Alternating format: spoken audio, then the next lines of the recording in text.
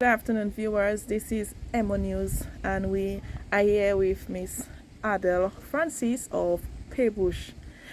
As you are aware, school resumes tomorrow for everyone, primary and secondary.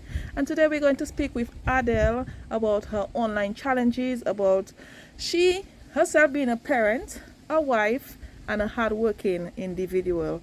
Stay tuned as we speak with her to hear her views about the online education. Okay, my name is Adel Francis from Paybush, Tepat. I work in Roseau.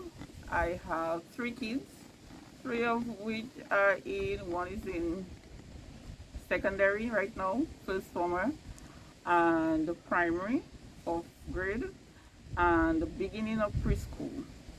And yeah, three kids, I work in town, and yeah. School resumes tomorrow, and you are set to return to work as well, and the students are set to be online. Are your children ready for online education? Yes, they are ready for online education. Do they have the device?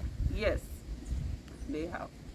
So, Adele, you have to return to work. What plans do you have in place for your children who will be home? Well, in that case, right now, I am in discussion with my boss. I work for a private business.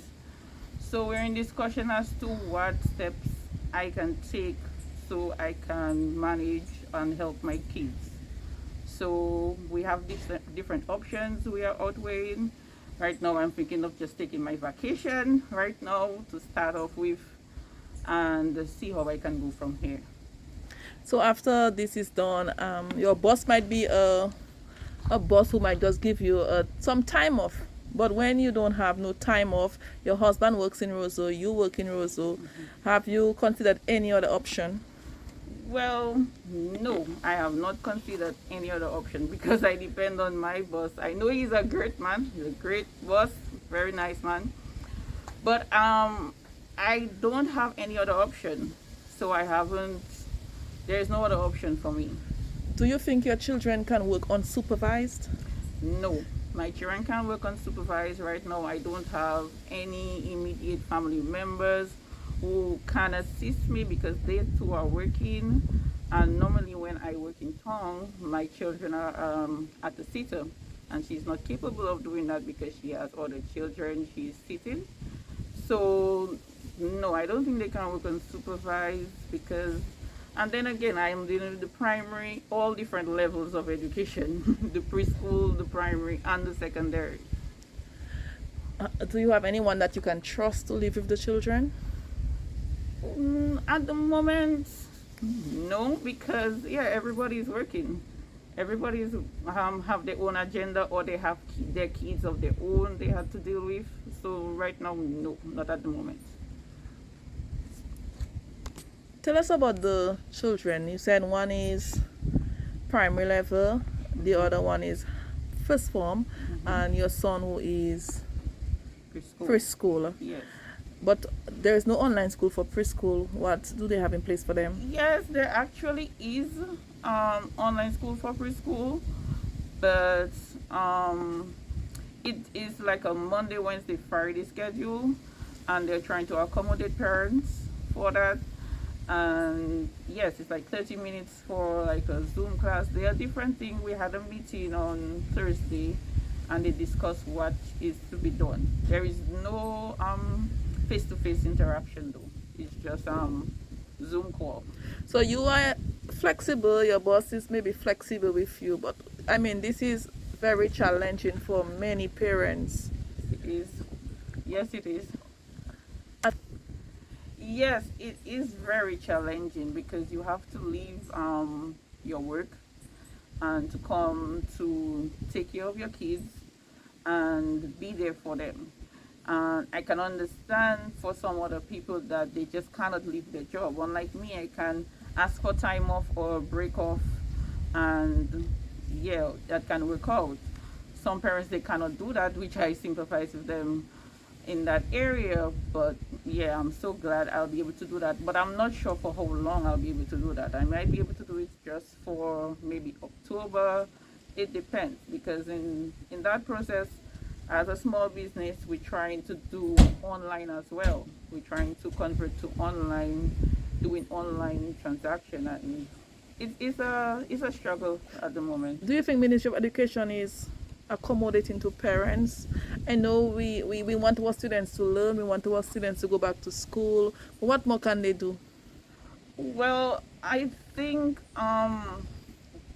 we have to like look at the options, because yes, there are some parents who are stay-at-home parents, and they can manage. Some of us that are working will not be able to manage, and the time frame they are choosing is from 8 to 1. This this time frame, I find, to me, is kind of not accommodating anyone who has a job and who has no other options of like me taking care of, getting someone to take care of our children for us.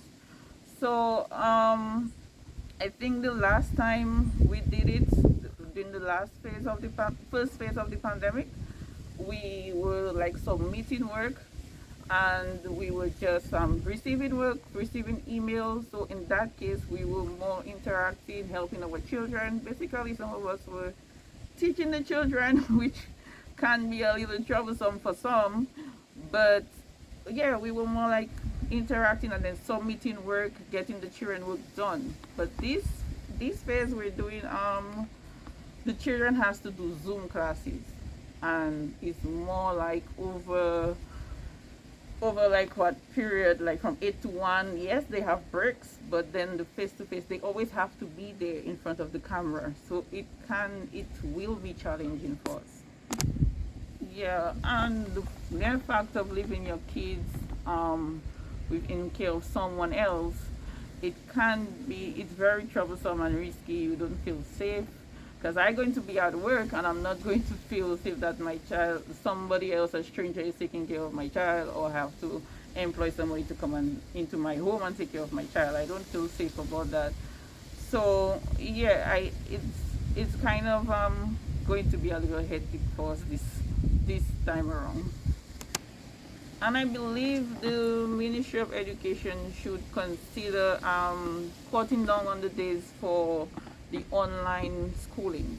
At least Monday, Wednesday, Friday. That would be more accommodating for some of the parents that are working. That okay, Monday, Wednesday, Friday, my kid has to be face to face, or Tuesday and Thursday, they face to face, and then we have some breaks off, so that we can work and still have our children doing the schoolwork in time and being there for our children. Your children will be able to sit from 9 o'clock to 1 o'clock in front of a computer. Do you think they are capable? Do you think they have the attention span? Well, that's the thing.